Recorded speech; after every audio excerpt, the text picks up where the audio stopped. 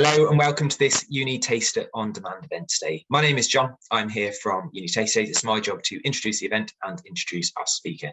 I'm joined today by Bella from the University of Hertfordshire, and Bella's going to deliver a session looking at research skills and research methods. And she's going to cover things like what is qualitative research, what's quantitative research, primary research, secondary research, risk assessments when you're undertaking research, ethics, survey tips, interview tips, and much more. And with that, I'll pass things straight over to Bella, please. Hello everyone, my name is Bella and today I'm going to introduce you to the concept of research. So there are two types of research for doing an extended project qualification, or indeed when you do a research project as part of your undergraduate degree. There is primary research and there is secondary research. So primary research involves active participation from you guys as the researcher to collect the data. And generally, this will require some kind of ethical approval, but I'll cover what that is in the next couple of slides. You'll also need to do a risk assessment, and they are very important for keeping everyone safe. Alternatively, there is secondary research, which you guys would have done some form of before this point. So it is basically just a summary of the data and literature that is available online, in books, in journals, etc., that have already been published. As I say, I guarantee you guys would have had some form of experience doing secondary research, either through reading textbooks related to your course or looking at online sources to help you with writing your assignments, etc. Secondary research is generally used when we want to analyse what the current knowledge is around a particular topic. So what are people talking about and what are people not talking about? Where are the gaps within the knowledge of your chosen topic? Now, speaking of ethical approval, let's see how many of you know what it means. So in research, what does the concept of ethics mean? This is single choice. Feel free to pause the video here to give yourself more time to think. Okay, so what does ethics mean? Well, if you guess C, then you would be correct. It boils down to the concept of do no harm. If this is the first time that you've heard of ethics, it will sound scary, but do not worry. It boils down to the concept of do no harm. And that isn't just physical harm. That is emotional and mental harm as well. And it also applies to you as the researcher. We don't want anyone getting hurt in any kind of way. Research ethics are just the moral principles of how we govern ourselves as researchers and how we should carry out our work. You will need to seek ethical approval at university when you do get to your final year project, but don't worry, your teachers will help you through the process. You will also need to do a risk assessment, and you will need to get consent from your participants if your research involves people in any way. So a little food for thought for you there. Now, before we see an example risk assessment, let's have a look at our next question. So risk assessments evaluate potential risks, how they can harm people, and counteractive measures. But which of the following statements is false? Feel free to pause the video here to give yourself more time to think. Okay, so which of the following statements is false with regards to risk assessments? Well, it is A, that risk assessments only list physical risks. That is incorrect. So up on the screen right now is an example of a risk assessment. If you'd like to, by all means, you can use this example to structure your own risk assessment. A good risk assessment should state what the potential risk is. And remember, that risk relates to causing harm in pretty much any way, physical, emotional, or mental. It then states how severe the risk could be in a worst case scenario. Typically, this is done on a scale of 1 to 10, with 1 being nothing and 10 typically meaning death. It then displays how likely the risk is to happen, again, typically using the 1 to 10 scale. The overall risk rating is calculated by multiplying the severity by the likelihood of it happening. So for this example, 5 times 2 equals 10. The maximum in this case would be 100, so 10 times 10, which would be a very high risk. But as for 10, this can be perceived as a low risk. So we clarify this by writing low next to it. Next, list what is being done to either minimize the risk severity or decrease the likelihood of it occurring. And finally, you should list what to do if the risk occurs as a contingency plan. I'm just going to cover some research jargon here for you now. So we've been through ethics. What steps have you taken to reduce harm in all senses of the word? Plagiarism is the technical term for copying another person's work without giving them credit. It is very, very bad, and I would suggest getting out of the habit now if you are doing it. Participant anonymity and confidentiality are really important if your study does include people. The participant's identity needs to remain unknowable to anyone reading your work. You can know who they are, and you will need to know who they are if you are talking about what they say during your study. So, for example, participant 1 said this, and participant 3 said that. You need to have a way of separating your participants when you reference to them in your work. But this does boil down to the concept of their identities needing to be protected. It is as simple as that. The easiest way to do this is through pseudonyms. So this is the technical term for a fake name. So you saw what I did just there with participant 1 and participant 3. Within my master's project, I named my participants after stars, for example, but you can use whatever pseudonyms you like, as long as the participants are happy with the pseudonym you're going to give them. Reliability. Is the research you're looking at trustworthy? And the general way we decide this is we look at who wrote it and why. So let's say someone's doing a study and it states how McDonald's is super, super healthy, but the research was funded by McDonald's. There's the potential that there could be some bias in there somewhere. So they're likely just saying that on behalf of McDonald's to make them look good, for example. Validity. Does the research measure what it claims to measure? So for example, let's imagine someone who's trying to compare two sets of athletes, so boys and girls in the same year group from the same sport. If they only have data on the girls and not the boys, then it's very difficult to justify that they've actually compared the two groups. So does it measure what it claims to measure? Finally, credibility, the big one. Is the project true to life? And why does it matter in the real world? So that's a really key thing to mention in your own project.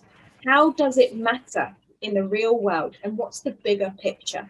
So how do you conduct secondary research? Well, as I say, we generally use secondary research if you are looking at what the current knowledge is around the subject, but not always. For example, my friend who did the EPQ with me, she investigated how Disney has feminized the original Grimm fairy tales. So for her, secondary research would be most appropriate. She didn't need to talk to or ask anyone questions. She just needed to look at the Disney version and the original Grimm fairy tales and compare and see how things have changed. So the easiest way that I conduct secondary research for my own studies is by using Google Scholar. Now, you can thank me later. Every student, no matter what university you go to or what course you study, everyone pretty much uses Google Scholar. Just type in your subject. So for this example, I simply typed in sports studies, and it will come up with a list of all the books, scientific journals, etc. that relate to that subject.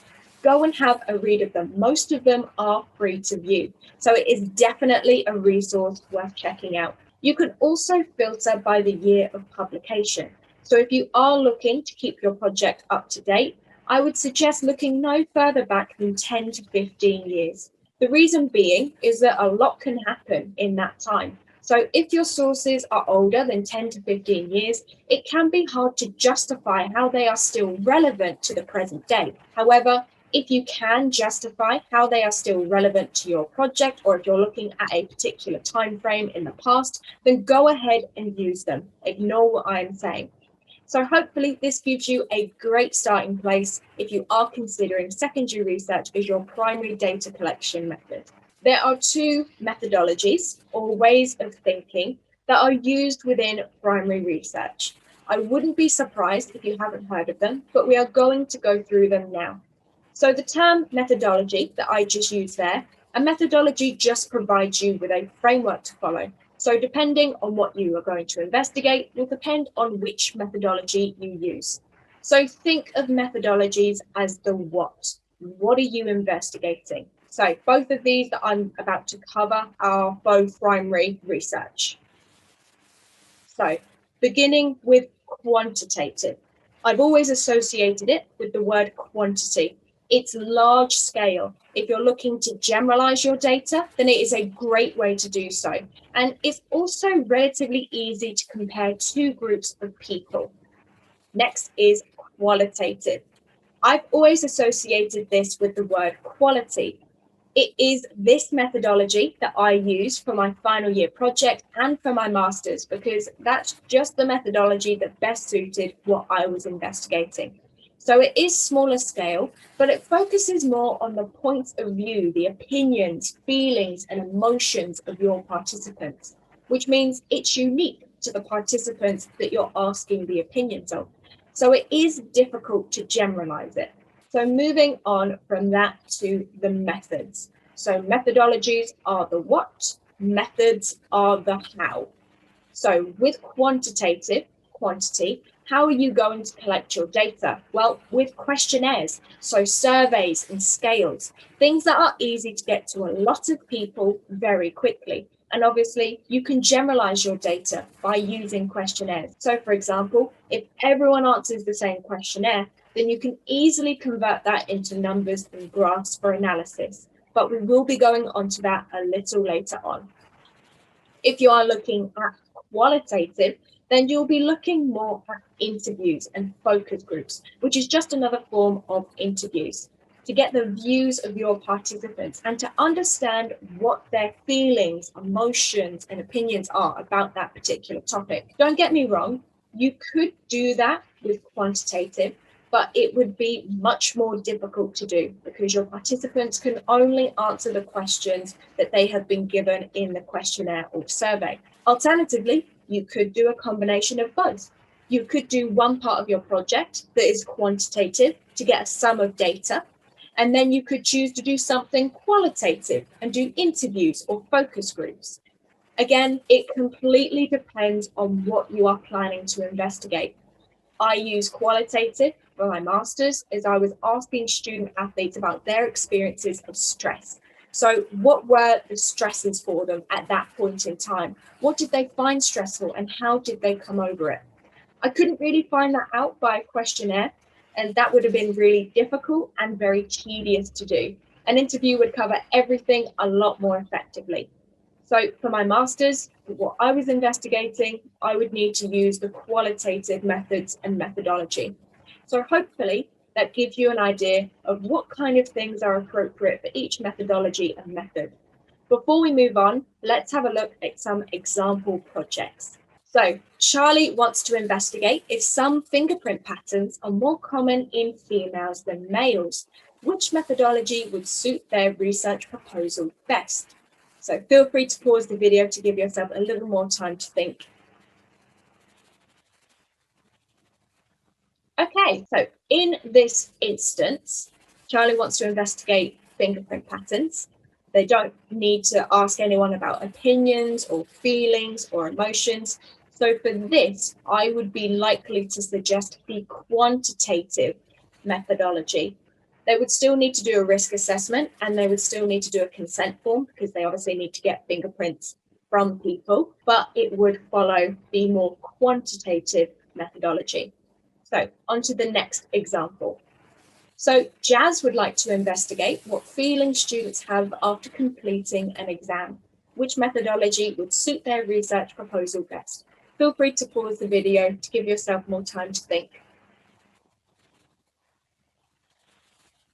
Okay, so for Jazz, she is looking at feelings, emotions. She's looking for their opinions as well within that. So in this instance, I would be likely to suggest that Jazz looks at the qualitative methodology because they want to investigate the feelings that people are experiencing due to a phenomenon, in this case, exams. So on to our final question for this round. So Robyn wants to investigate the satisfaction of their class with regards to a recent school trip. which methodology would suit their research proposal best. Again, feel free to pause the video here to give yourself a little more time to think. Okay, so with this particular example, they could go either way. They could use qualitative, they could use quantitative, or they possibly could use a mixture of both, depending on if there's anything else they want to investigate. If they do want to find out more about the emotions, then maybe the qualitative methodology would be better for them. But this could easily be done by a quantitative methodology, by surveys or questionnaires. So it completely depends on what this particular individual wants to look at more in depth, but they could go either way. So in case you have never done a survey or questionnaire before, they consist of a series of questions that collect information on a related topic. Irrelevant of the topic, they intend to explore and describe the perceptions and experiences of the participants. So, for example, your school may have given you a survey to see how happy you were with a school trip that you went on, or maybe to ask you what they could do better. Or maybe you'll get a questionnaire or survey about how enjoyable or useful you found this talk, for example. Questionnaires or surveys can be made up of actual questions, or they are sometimes made up of something called scales. So scales are questionnaires where people can respond to a series of questions that have a logical structure.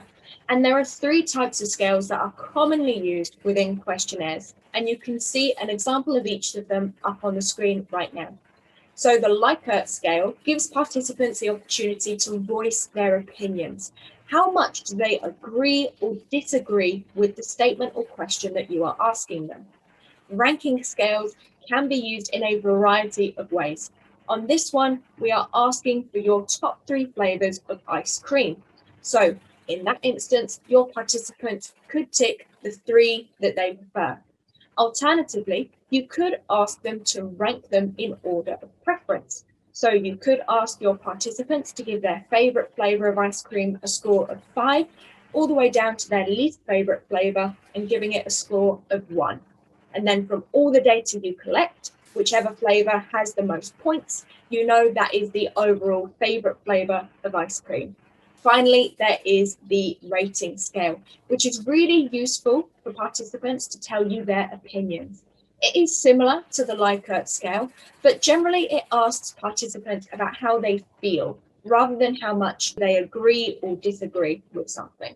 So the plus points of using questionnaires is your primary method of data collection. It is low cost and really easy to do. It takes very little time to create a questionnaire, which means that you can start to get your questionnaire out to participants very quickly. You can also analyze them very quickly compared to qualitative methods, which I will cover later on. You could easily compare 2 groups of individuals if you wanted to, if that is what you wanted to investigate. You can also compare your findings to previous studies that have used the same questionnaire, if you manage to find one. It is convenient for participants, particularly if it is online. And it is also easy to maintain participant confidentiality, again, particularly if it is online. As long as you know their name and it is hidden and you know who filled in what questionnaire, then you are absolutely fine. Disadvantages of surveys and questionnaires. You can only ask a certain amount of questions. You are far more likely to answer a questionnaire that is 1 page long instead of 50. And I have seen a 50-page questionnaire, and it was horrifying, to say the least. Off the back of that, participant response rates will decline the longer your questionnaire is. So just keep that in mind. I always say to try and keep it to a page long, although this is easier if it is online, particularly if participants can come back to it at a later time and save their progress. Just something to keep in mind. Participants can only respond to the questions that you've asked them, so they can't add any extra opinions or any emotions, etc., like they would be able to if they were in an interview. So you can't probe further. The data entry time can be time consuming because you've got to list exactly who said what and how many times vanilla was voted top flavor, for example. So My top tips for you guys who are considering the quantitative methodology and questionnaires as your method is always have an other option when asking participants for their age or gender, as it means you've left no one out. For one of my friends on my degree, they had just the options of, are you a first year student, second year student, or third year student at university? They did not list teachers as an option. So when our teachers answered their questionnaire, they could not tick any box. So they were left out. So always make sure you have an other option. Always have an even number of options. As having an odd number of options allows people to sit on the fence, which is not very helpful to you. You also risk the horrible situation where all of your participants just list the middle option, and that doesn't really give you much to go on or much for you to talk about within your project. So always make sure you have an even number if you are doing a Likert or rating scale, because then your participants will have to side more one way or the other. Give your participants plenty of time to complete the survey or questionnaire. Even though it may take only a minute or so to complete, people do have lives. People do have other things going on. So don't set impossible time limits for them. Do make sure they have plenty of time. And consider using virtual questionnaires like SurveyMonkey, because again, it is easy for participants to access, and all you need to do is send them the link, and then you have loads of participants participate within your questionnaire or survey. So how do you analyze your questionnaire data? So I've used the example of favorite flavors of ice cream. I had 5 participants and I just gave them the pseudonyms of participant 1, 2, 3, 4, and 5, as you can see up on the screen in the chart at the top. So I listed all my flavors and exactly who gave each one a tick. I then totaled them up. From this, we can easily see that vanilla and chocolate were the top favorite flavors of ice cream at that point in time, followed by strawberry, and then followed by mint chocolate chip and coffee. It is preferable to turn tables like this into graphs. So when you present your data, it is easy for whoever is viewing it or marking it to just look at it and immediately digest the information that is contained within it. So you could turn this into a pie chart or a bar chart, etc., whichever you prefer.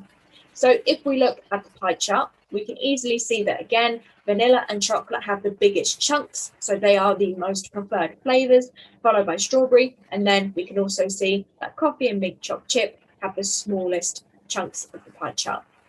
So moving over to the bar chart, if all 5 participants had ticked vanilla as one of their favorite flavors, then 100% of my participants, I could say within my study, favored vanilla. So 100% divided by my 5 participants equals 20%. So I know that every 1 tick equals 20%, which is how I've done this bar chart.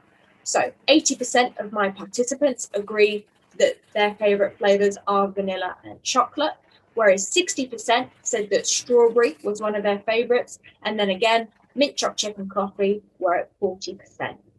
This is a really good way to display your data, again, because it is so easy to view it and understand it, and you can explain the data in greater detail, like I've just done now. So moving on to the qualitative method of interviews. Interviews are fast growing in popularity as they are a great way to gain rich, insightful data on a person's perspective. They enable you to talk about the what, why, and how they interpret your chosen topic, and it gives you an insight into their opinions, emotions, feelings, experiences, and the meaning they make of those experiences. This is why interviews are my preferred method. It may not be yours. You may prefer quantitative. You may choose a completely different method entirely. These are just some ideas to give you an idea of research. So there are 3 main types of interviews: structured, semi-structured, and unstructured. And you can probably guess why they are named that.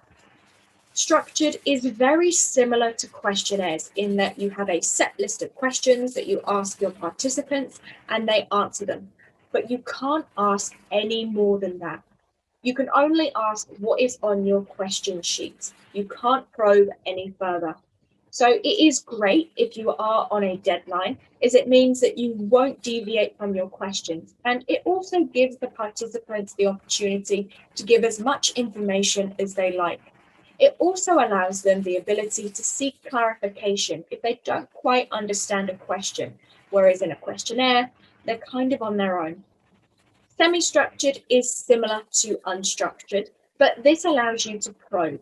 So if someone says something really interesting that you want to know more about, which is relevant to your study, you can divert slightly from your questions that you've got on your sheet and ask them to clarify what they mean or elaborate. I prefer semi-structured, that's just personal preference, as it means that I have a structure to follow, but at the same time, if something interesting does pop up, then I have the opportunity to ask more about it. And they still have the ability to ask me to clarify what I've said or what a question means. It's very two-way. Finally, there is unstructured or narrative.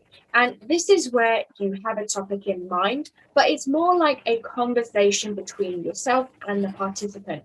So you may ask a probing question such as, what is your favorite flavor of ice cream? They could give a straight one-word answer, which is always a danger in interviews. However, they could elaborate and say something like, well, actually, I have a couple of favorite flavors, and this is why. Or it depends on what mood I'm in, etc. Those are really insightful sentences that you can analyze. And maybe something comes up that you never expected. For example, your participants might all say that when it's raining, they prefer strawberry as their favorite flavor of ice cream. With unstructured, there is a danger that you could go on forever. And there is a danger for all of these interview methods that your participants could just give you one-word answers, which is never helpful. This is why we phrase our questions carefully to make sure we can get as much information as possible. So the advantages of interviewing: they allow participants to talk and elaborate, to voice their opinions, emotions, etc., as much as they would like to. The responses from your participants will act as your informant. So what they say will be your data. Unexpected data can emerge. So like I gave the example before, that all your participants could all prefer strawberry as their favorite flavor when it's raining.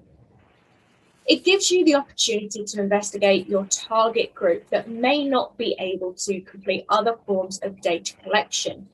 And again, that rich, insightful data, that is the main point of using interviews. You want those emotions, experiences, and opinions of your participants. So the disadvantages: it can be expensive, not in terms of money, but in terms of time and or travel, depending on the situation. If you don't know what transcribing is, it's where you write or type what the participant and you said within the interview, kind of like a script. To give you a heads up, 10 minutes of interview is about 1 hour of transcribing. I had about 13 hours of interviews to go through for my master's. And if you are pressed for time, there are websites out there that will charge you for automatically doing your transcripts. Obviously, that worked for me because I didn't want to spend however many hours transcribing my interviews, but you can do it manually. And I recommend you do it manually at least once to develop the skill of transcribing. The quality of your data is dependent on your responses. So if they only give you one-word answers, that's not very helpful. So just be aware of that when you are developing your questions. And it is also down to your skill as a researcher. However, no one just jumps into interviewing and is perfect at it first time. It is a skill you will develop the more you do it. So do keep that in mind if this is your first time going to interview people. Interviewing does give a one-off view. You may have noticed me saying at this point in time or at that point in time. And that's because if you are interviewing people, that is their opinion at that point in time, at the time of the interview. They could have a completely different opinion next week. They could have a completely different opinion an hour later. So it's always important to say at this point in time or at the time of this interview, this is the opinion of the participants. You also need to establish trust between you and your participants, because if you don't trust each other, they're not going to tell you anything really deep or insightful. So again, do keep that in mind. My top tips for you guys considering interviews is to get consent to record the interview. There are lots of recording devices out there. You all have one on you, your mobile phones. Ask if you can record the interview, because it is so easy to miss out on important information, particularly if your only method of recording anything is by writing it all down. You will never get everything that way. Be non-judgmental, so avoid reacting in ways that may influence your participant. So for example, if I was interviewing someone and they said something that I didn't agree with in particular, if I react by pulling a face or by raising my voice or my eyebrows or anything like that, it will influence the participant. So you need to be very non-judgmental and unbiased. As the researcher, your opinions don't really matter when it comes to conducting your research. You need to be as neutral as possible. Please dress appropriately and make sure that your location is appropriate too. If you're in a really busy Starbucks, it's unlikely you're going to be able to record the interview effectively. You're going to get loads of background noise from the environment, and at the same time, make sure it is safe. I would recommend never interviewing someone where it's just you and them. Maybe interview them in a classroom with the door open, just so there's other people around, etc. Again, it's about ethics. It's about the health and safety of everyone involved. Include exactly how, where, how long, why, and what the interview will involve in the consent form. So explain everything that the participant needs to know in the consent form, as they can look at it, know exactly what is going to happen, where the data is going to be used, that you're going to be recording the interview, etc. And they can sign it all off in one go. Again, emphasize that the participant's confidentiality will be respected. I always ask my participants never to mention other people's names, never to mention their own names in the interview. And that's when we would come up with our pseudonym. So one of my pseudonyms for one of my participants was Comet. So they would refer to themselves as Comet during the interview. If they talked about other people, they would use generic terms, so like a family member or a friend, to keep it as anonymous as possible. Take backup notes for any moments of inspiration that come to you during the interview. You may think, oh, I could talk about that within my EPQ. That's a really interesting point that I could write about and elaborate on. I guarantee you that if you don't write it down there and then, you will forget about it. So please write it down. And finally, transcribe your transcripts. It is a pain, it does take time, but it makes analyzing your data so much easier. So transcribe your transcripts once you have the recording. Now, how do you analyze your data? Well, one way that you could do this is through something called thematic analysis. Now, again, I wouldn't be surprised if you've never heard of it, but do not worry, we are going to go through it now. This is my favorite method of analyzing interview transcripts because it gives you such insightful data, but you can do it any way you wish. This is just one way of doing it. It is a 6-phase process. So first of all, you will need to familiarize yourself with the data. So read your transcripts, every single one of them.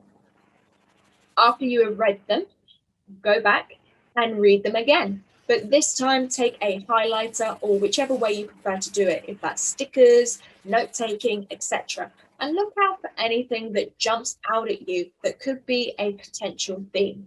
So in the next couple of slides, in the example, I use the example of feelings as the topic. So have they mentioned a particular feeling? Have they mentioned something to do with feelings? Have they mentioned something interesting that you didn't think about when you were writing your questions, etc.? Stage 3, go back through again and list all the different themes that you have written, highlighted, noted down, etc. Stage 4, Review your themes. So are there any that are really important and relevant to your study, or are there ones that you didn't expect, or are there ones that are just not relevant at all that you can get rid of? Stage 5, define and name your themes. So I'll show you what I mean by this on the next couple of slides. And finally, stage 6, produce the report or project. Now, you can do this in a graph, which we will look at in the next couple of slides to include within your EPQ. So how do you analyze your themes? I've looked through all my transcripts, I've looked through them all again. So for this example, I've looked at feelings as my topic. I've highlighted all the things that popped out to me. And these are my lower order themes.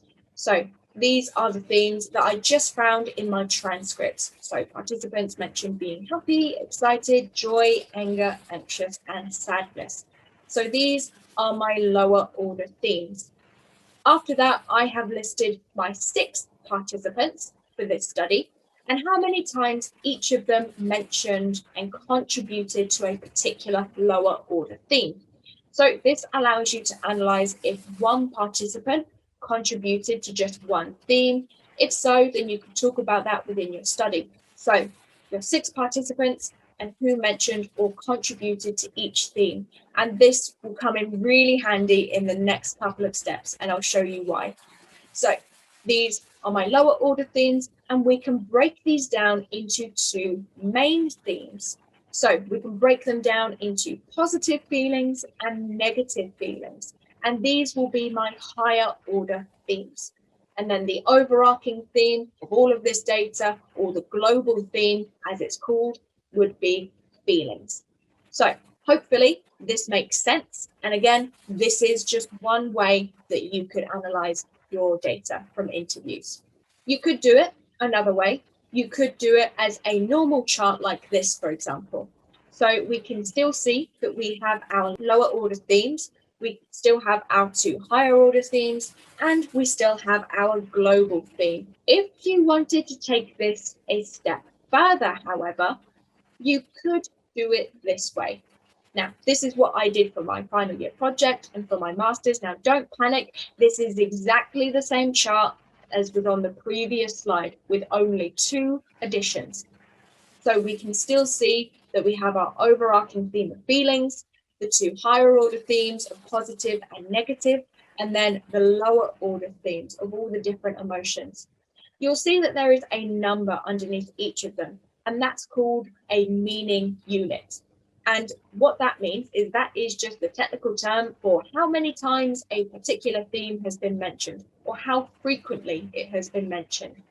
In addition, you could choose to add another little bit at the end if you wish and give an example quote from one of your participants who contributed to that particular lower order theme, so that whoever is looking at your research, they can see how you have interpreted it and interpreted your data. So, for example, for excited is a positive feeling, which was said by participant 6. This adds so much to your data when you are presenting it, because it shows that you haven't made anything up. It's a quote from one of your participants, straight from the horse's mouth, so to speak.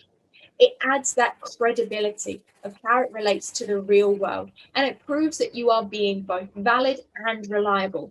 You are being trustworthy as your data has been taken straight from the participants, and it is measuring what it intends to measure, because again, you are taking your data straight from what the participants have said. So for all 3 key characteristics of good research, reliability, validity, and credibility, I really recommend adding that example quote if you are considering interviews, just because it adds so much and it enables you to talk about them within your project and analyze them. Also mention any anomalies. So that means anything that you found that came out of the data that you didn't expect or stands out. Now, a lot of you are probably worried about making mistakes. A lot of you have probably never done a research project before, and you're probably thinking, well, what if I make a mistake? Good. You're new to research. Everyone makes mistakes and everyone is still learning. take this as an opportunity to talk about what you could do to improve for next time. This will not only demonstrate that you are a critical thinker, it also adds to that base of knowledge. The reason we conduct the research in the first place is to, and I quote, add to man's knowledge. And if you can explain what you would do next time to improve, this allows the next researcher after you to pick up where you left off. So for example, if for my study interviewed 6 people and next time I would like to interview 10, that tells the next researcher who looks at my research to interview 10 people for their research. Another example, if you're doing questionnaires, could be that you really wish that you had used a Likert scale instead of a ranking scale, as that would have worked more effectively. The next researcher will look at your suggestions and use a Likert scale within their research to improve their own study. So it is a continuing process. It also means that you are prepared for university if you do decide to go to university. If you don't say where you could improve or what didn't go as well as you hoped, the marker will pick that up. If you say your research is brilliant, flawless, perfect in every single way, the marker will question that, and then they're more likely to mark you down because you haven't demonstrated that critical thinking and reflective practice. So do not worry about making mistakes. This is your first time doing research and that you've been introduced to research. Now that you've seen everything I can tell you about research, I just want to introduce you to my thought process that I was going through when I did my extended project qualification. I referenced to it a couple of times, but I'm going to go through it now with you. So my question was, and you may recognize this from the example project earlier, do some fingerprint patterns occur more commonly in males than females? I didn't need to talk to anyone. It wasn't about finding out about emotions or opinions or thoughts. It was numerical. This meant I was going to do a quantitative study. So I used secondary research to research the history of using fingerprints as a crime-solving technique. I then gathered over 200 fingerprints as part of my study, which sounds like a lot, but remember, everyone has 10 fingerprints, so it was only 20 people. They did have to sign consent forms, and I did have to say that I would destroy the fingerprints after I had analysed them. So food for thought for you there. I showed the results in a graph. So I had all the different fingerprint patterns at the bottom, and then I had how many times they occurred within males and females that I took the fingerprints from. My findings discovered that there were some fingerprint patterns that were more common in one gender than the other, but it wasn't significant enough to be used as a definite. So what I mean by this is, even though there were some fingerprint patterns that were more common in males than females, because they still occurred in females, it could not be used as a definitive method for finding out someone's gender, for example, via their fingerprint pattern. The skills I developed during my EPQ, well, those are just the ones I could fit onto this slide. It is such a fantastic project for you to do, and you guys will thank yourselves for doing it if you do go to university. The EPQ is the baby brother to the final year project that you will do in your final year of university. In my final year of my school studies degree, in my first lesson for my final year project module, we covered quantitative and qualitative research methodologies.